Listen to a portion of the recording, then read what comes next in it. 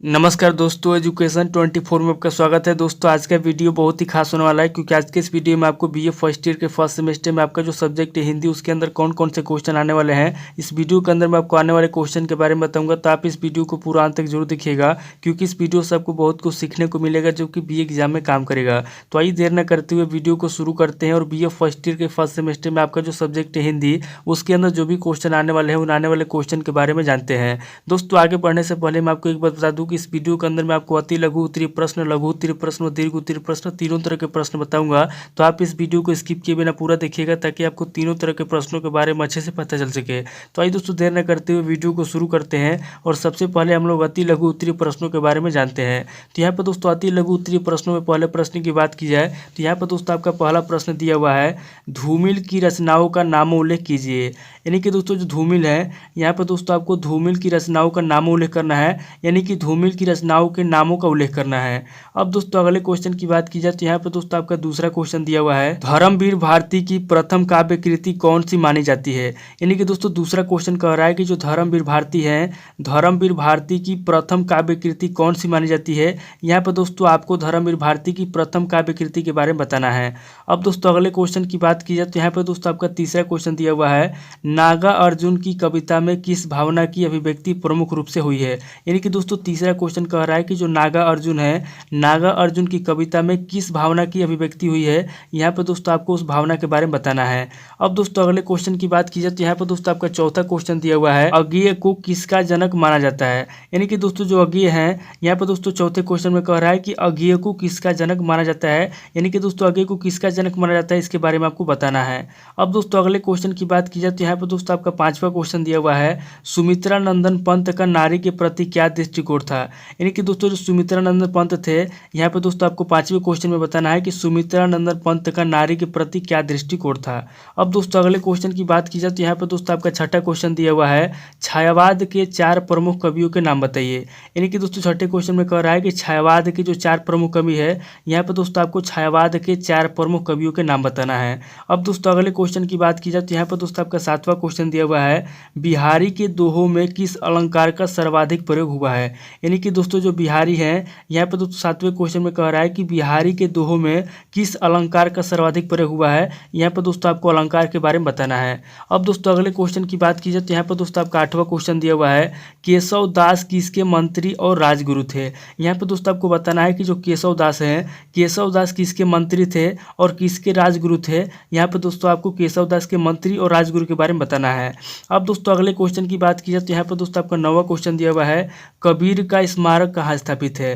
दोस्तों जो कबीर दास जी हैं, यहाँ पर दोस्तों 9वें क्वेश्चन में आपको बताना है कि जो कबीर दास जी हैं उनका स्मारक कहाँ स्थापित है। अब दोस्तों अगले क्वेश्चन की बात की जाए तो यहाँ पर दोस्तों आपका 10वां क्वेश्चन दिया हुआ है, तुलसीदास के माता पिता का नाम लिखिए। यानी कि दोस्तों जो तुलसीदास जी हैं, यहाँ पर दोस्तों आपको तुलसीदास के माता पिता का नाम लिखना है। अब दोस्तों अगले क्वेश्चन की बात की जाए तो यहाँ पर दोस्तों आपके 11वां क्वेश्चन दिया हुआ है, सूरदास का जन्म कहाँ हुआ था। यानी कि दोस्तों जो सूरदास जी हैं, यहाँ पर दोस्तों आपको बताना है कि सूरदास जी का जन्म कहाँ हुआ था।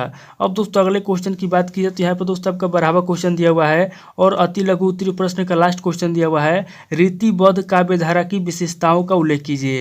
यानी कि दोस्तों जो रीतिबद्ध काव्यधारा की विशेषता है, यहाँ पर दोस्तों आपको रीतिबद्ध काव्यधारा की विशेषताओं का उल्लेख करना है। तो ये दोस्तों टोटल आपके 12 क्वेश्चन होंगे जो कि आपके अति लघु उत्तरीय प्रश्न में पूछे जाएंगे। अब दोस्तों आगे हम लोग लघु उत्तरीय प्रश्नों के बारे में जानेंगे। तो यहाँ पर दोस्तों लघु उत्तरीय प्रश्नों में पहले प्रश्न की बात की जाए तो यहाँ पर दोस्तों आपका पहला प्रश्न दिया हुआ है, सिद्ध कीजिए कि अज्ञेय प्रयोगवाद के प्रमुख हस्ताक्षर हैं। यानी कि दोस्तों पहला क्वेश्चन कह रहा है कि सिद्ध कीजिए कि जो अज्ञेय है, अज्ञेय जो है प्रयोगवाद के प्रमुख हस्ताक्षर है। तो यहाँ पर दोस्तों आपको क्या करना है, यहाँ पर दोस्तों आपको अज्ञेय के बारे में बताना है कि वो प्रयोगवाद के प्रमुख हस्ताक्षर है कि नहीं है। अब दोस्तों अगले क्वेश्चन की बात की जाए तो यहाँ पर दोस्तों आपका दूसरा क्वेश्चन दिया हुआ है, महादेवी वर्मा के काव्य की प्रमुख विशेषताएं बताइए। यानी कि दोस्तों जो महादेवी वर्मा है, यहाँ पर दोस्तों आपको महादेवी वर्मा के काव्य की प्रमुख विशेषताओं के बारे में बताना है। यानी कि महादेवी वर्मा के काव्य की जो भी प्रमुख विशेषता है, यहाँ पर दोस्तों आपको प्रमुख विशेषताओं के बारे में बताना है। अब दोस्तों अगले क्वेश्चन की बात की जाए तो यहाँ पर दोस्तों आपका तीसरा क्वेश्चन दिया हुआ है, केशव दास के अलंकार कौशल पर प्रकाश डालिए। यानी कि दोस्तों जो केशव दास है, यहाँ पर दोस्तों आपको केशव दास के अलंकार कौशल पर क्या करना है, प्रकाश डालना है। अब दोस्तों अगले क्वेश्चन की बात की जाए तो यहाँ पर दोस्तों आपका चौथा क्वेश्चन दिया हुआ है, ध्यान से देखिए। यहाँ पर दोस्तों आपका चौथा क्वेश्चन दिया हुआ है, कबीर के रहस्यवाद को संक्षेप में समझाइए।